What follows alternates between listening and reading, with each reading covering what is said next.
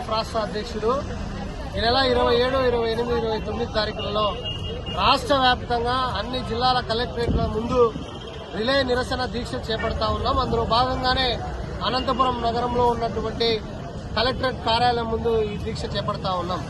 ప్రధానంగా రాష్ట్రంలో ఉన్నటువంటి ఎస్సీ, ఎస్టీ, బీసీ, మైనారిటీ, అదేవిధంగా గురుకులాలు, కస్తూర్బాయ్ మోడల్ స్కూల్స్ లో విద్యార్థుల సమస్యలు పరిష్కారం చేయాలని చెప్పేసి ప్రధానంగా డిమాండ్ చేస్తా ఉన్నాం.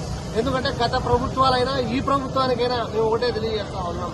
విద్యార్థులు తాగడానికి మంచినీరు లేక ఇబ్బంది పడుతూ ఉన్నారు, సరైనటువంటి మరుగుదొడ్లు లేక టాయిలెట్స్ లేక ఇబ్బంది పడుతూ ఉన్నారు. శిథిల వ్యవస్థలో భవనాలు ఉన్నాయి. అద్దె భవనాల్లో మరి పోస్ట్ మెట్రిక్ హాస్టల్లో చదువుతున్నటువంటి విద్యార్థులు, ఇంటర్మీడియట్ నుంచి పీజీ విద్యార్థులకు సంబంధించి కూడా మరి అద్దె భవనాల్లో విద్యార్థులు విద్యను అభ్యసించుకుంటా ఉన్నారు. కాబట్టి సొంత భవనాలు నిర్మించాలి. అదేవిధంగా ధరలకు అనుగుణంగా మెస్ ఛార్జీలు పెంచాల్సినటువంటి అవసరం ఉంది. ప్రతి విద్యార్థికి ఇవాళ 6వ క్లాస్ నుంచి 10వ తరగతి విద్యార్థికి 52 రూపాయలు చొప్పున ఇవాళ హాస్టల్ విద్యార్థులు కేటాయిస్తుంది రాష్ట్ర ప్రభుత్వం. అయినా మరి జైల్లో లేదా ఇప్పుడు రాష్ట్ర ప్రభుత్వం తీసుకొచ్చినటువంటి మరి ఏదైతే అన్నా క్యాంటీన్లకు సంబంధించి రోజు ఒక వ్యక్తికి 90 రూపాయలు వెచ్చిస్తా ఉంది. జైల్లో ఒక ఖైదీకి 23 రూపాయలు వెచ్చిస్తుంది. అటువంటి పరిస్థితుల్లో ఈ రాష్ట్రంలో ఉన్నటువంటి విద్యార్థులకు మాత్రం 52 రూపాయలు మాత్రమే ఇవాళ కేటాయించడం సరైంది కాదు. అదేవిధంగా ఖాళీగా ఉన్నటువంటి వార్డెన్, కుక్కు, అటెండర్, కమాటీ, ట్యూటర్, అదేవిధంగా స్వీపర్ పోస్టులు కూడా భర్తీ చేయాల్సినటువంటి అవసరం ఉంది. మరి ధరల గనుక మెస్ ఛార్జీలు పెంచడంతో పాటు మరి ప్రతి నెలా కూడా వాళ్ళకు మెస్ ఛార్జీలు విడుదల చేయాల్సినటువంటి అవసరం ఉంది.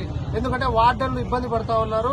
ఇప్పుడున్నటువంటి ధరలకు అనుగుణంగా మరి విద్యార్థులకు భోజనాలు పెట్టాలంటే ఇబ్బందిగా ఉంది. కాబట్టి తక్షణమే ధరలకు అనుగుణంగా మెస్ ఛార్జీలు కూడా పెంచాలి.